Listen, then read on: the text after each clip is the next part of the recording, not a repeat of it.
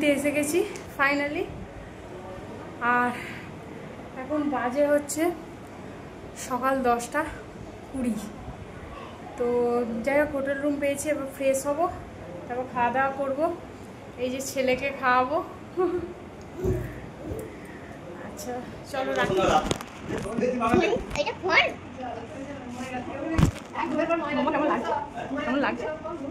কেমন লাগছে মামাকে? কেমন লাগছে? এখন যাচ্ছি সমুদ্রে স্নান করতে। তো বহু যুগ পর পুরীর সমুদ্র দেখবো। ওয়েদারটা দারুণ আছে, দারুণ একদম। আর তোমাদেরকেও সাথে নিয়ে দেখাবো। ওহো, দুর্দান্ত নীল সমুদ্র একদম। সমুদ্রের এই নীল জলটা মনকে একদম উৎফুল্ল করে তোলে। আমার তো ভীষণ ভালো লাগে। সমুদ্র হবে কিন্তু নীল পরিষ্কার জল হবে। যদিও পুরীর অতটা চকচকে নয়, কিন্তু তাহলেও বেশ সুন্দর জলটা। তো আমরা চলে এসেছি সমুদ্র সৈকতে স্নান করতে। আর আগে তো এনজয় করছি, বহু যুগ পর দেখছি। কারণ আমি যখন 6 বছর বয়স তখন বাবা মার হাত ধরে পুরী এসেছিলাম। আর এখন বুঝতেই পারছো প্রায় কয়েকটা যুগ পর আসছে।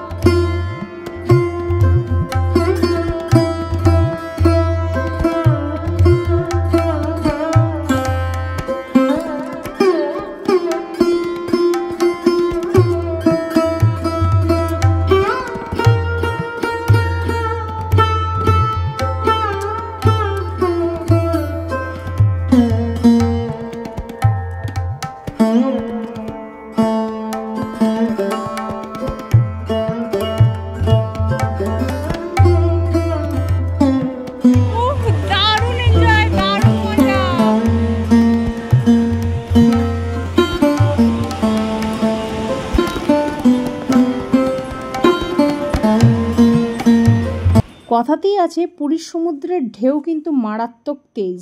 তো সেহেতু ছেলে কিন্তু ওদিক দিয়ে যাব করছে, তাই ওর বাবা টেনে ধরে বসে আছে।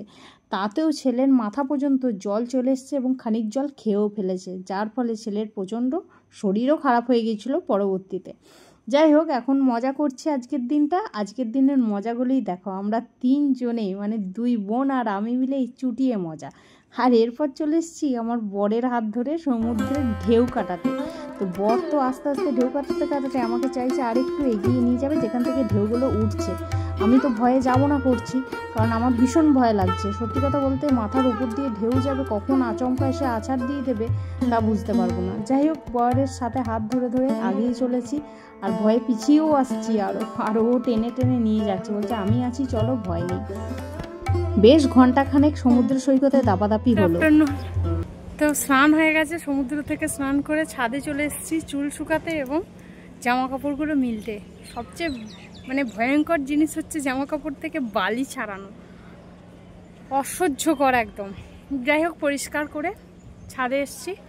তো আমাদের ছাদ থেকে দেখা যাচ্ছে পুরীর জগন্নাথ টেম্পল, যেটা তোমাদেরকে একটু ওই যে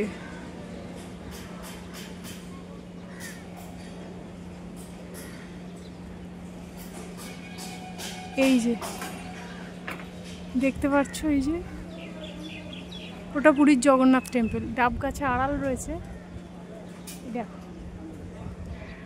তো যদিও আমরা যাব, আর ওই দিকটা হচ্ছে বিচ, মানে আমরা এই দিকটা গেলে ওই দিকগুলো একটু পেরিয়ে গেলেই বিচ।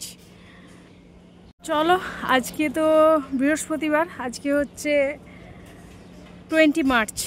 আজকে আমরা এখন পুরীতে কাটাবো, কালও পুরীতে কাটাবো, পরশুদিন আবার এখান থেকে বেরিয়ে যাব। তো এখন কোথায় কোথায় যাব, আজকে হয়তো কিছু প্ল্যান আছে, বিকালে কোথায় যাব। তা এখন তো লাঞ্চ করব, এখন বেজে গেছে প্রায় 2:30 এরকম। ছেলেকে খাইয়ে ঘুম পাড়িয়ে দিলাম। তো চলো সঙ্গে থাকো, বেশি বকবক করবো না। আজকে দুপুরে লাঞ্চের ট্যুর অর্গানাইজড করেছিল মুসুরির ডাল, তার সাথে ছিল শুক্তো, তার সাথে ছিল এঁচুড়ের তরকারি, আর ছিল চাটনি। এই ছিল আমাদের দুপুরের লাঞ্চ মেনু। তো এরপর আমরা বেশ কয়েক ঘন্টা টানা ঘুম দিয়ে নিয়েছিলাম। গুড ইভিনিং, এখন বাজে সন্ধ্যে 6টা। তো রেডি হয়ে গেছি, এখন যাবো বিচে। তো চলো সঙ্গে থাকো, দেখতে থাকো। এই দেখো আমি কি আউটফিট পরেছি। আমি একটা কোয়াড সেট পরেছি, বহু পুরানো এটা আমার, আমি পরিনি প্রায়, খুব অনেক আমার মানে আমার আইবুড়ো বেলাকার এটা। তো চলো দেখতে থাকো। তো বিচে যাই এখন, পরে কথা হবে।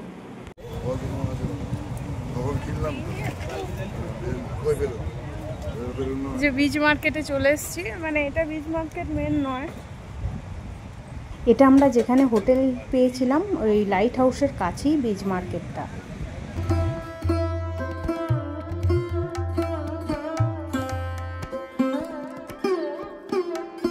সন্ধ্যের সময় সমুদ্র সৈকতের আলাদাই একটা আমেজ পাওয়া যায়, কিন্তু আজ প্রচণ্ড হাওয়া দিচ্ছিল, যার ফলে আমরা বেশিক্ষণ থাকতে পারিনি, কিছু ভিডিও শ্যুট করে বাড়ি ফিরে এলাম।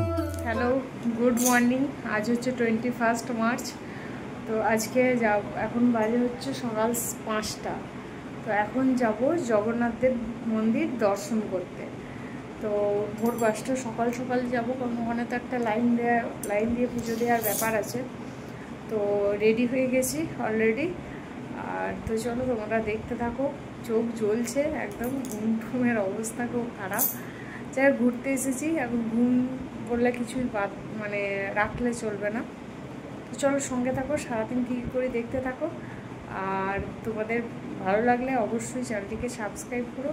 আর হ্যাঁ, প্রতিটা ভিডিও দেখে কমেন্ট করো কেমন লাগছে তোমাদের। ঠিক আছে, টাটা, বাই। আমাদের পুরী আসার মেন উদ্দেশ্য হলো জগন্নাথ দেবের দর্শন। তো জগন্নাথ দেবের দর্শন করার জন্য চলে এসেছি জগন্নাথ মন্দিরের সামনে। এখানে ভেতরে প্রবেশ করব। ভেতরে অনেক কাউন্টার আছে যেখানে জুতো এবং মোবাইল জমা দিতে হবে, তারপর আমরা লাইন দিতে পারবো জগন্নাথ দেবকে দর্শন করার জন্য। যেটা আগে আমি যখন 6 বছর বয়সে এসেছিলাম এসব ব্যাপার ছিল না, আর এতটা রেস্ট্রিকশন ছিল না। এখন ভীষণ আইন শৃঙ্খলার মধ্যে কড়াকড়ি, এবং তার সাথে হচ্ছে ঠাকুরকে দর্শন করার থেকে মনে হবে ঠাকুর মাথায় থাক, বাড়ি যাই, মানে এমন অবস্থা, মানে মানুষকে পদপিষ্ট করে দেওয়ার মতো করছে। এখন পুরীর জগন্নাথ মন্দিরে পাণ্ডাদের দৌরাত্ম্য অত্যাধিক বেড়েছে, এবং সেটা ব্যবসায় কেন্দ্রিক হয়ে গেছে। কোনো রকমভাবে ঠাকুর দর্শন নয়, এখন ধর্মীয় স্থান মানেই হচ্ছে টাকা পয়সা এবং ব্যবসার কেন্দ্র। যেটা আমি এখানে বলতে বাধ্য হলাম, এখানে উড়িষ্যা সরকারের উচিত পাণ্ডাদের দৌরাত্ম্য একটু কমানো। তার নাহলে তারা যা শুরু করেছে রীতিমতো, মানে মানুষজনকে পুরো চিড়েচ্যাপ্টা করে, বাচ্চা মানছে না, তাদেরকে প্রচণ্ড ধাক্কা দিয়ে ঠেলে ফেলে তারা এগিয়ে চলেছে। পয়সা নিয়ে তারা দেবতা দর্শন করাবে, অথচ দেবতা তুল্য শিশুদেরকে তারা মাটিতে পিষে দেবতা দর্শন করাবে। সুতরাং উড়িষ্যা সরকারের এগুলোকে কন্ট্রোল করা উচিত আমি মনে করব। তো যাই হোক, আমরা এবার চলে গিয়েছিলাম স্বর্গদ্বারে দর্শন করে, ঘাট দর্শন করে আমরা চলে গিয়েছিলাম হোটেলে ব্রেকফাস্ট করলাম, কুমড়োর ছক্কা এবং লুচি। তারপরে আজকে যা ধস্তাধস্তি হয়েছে মন্দির দর্শন করতে গিয়ে, তাই আজকে আর স্নান করতে যাইনি, একবারে ডাইরেক্ট লাঞ্চ সেরে নিয়েছিলাম। লাঞ্চ সেরে আজকের ভিডিওটা এখানেই শেষ করলাম। আবার আসবো পরবর্তী ভিডিও নিয়ে, ততক্ষণের জন্য টাটা, বাই বাই।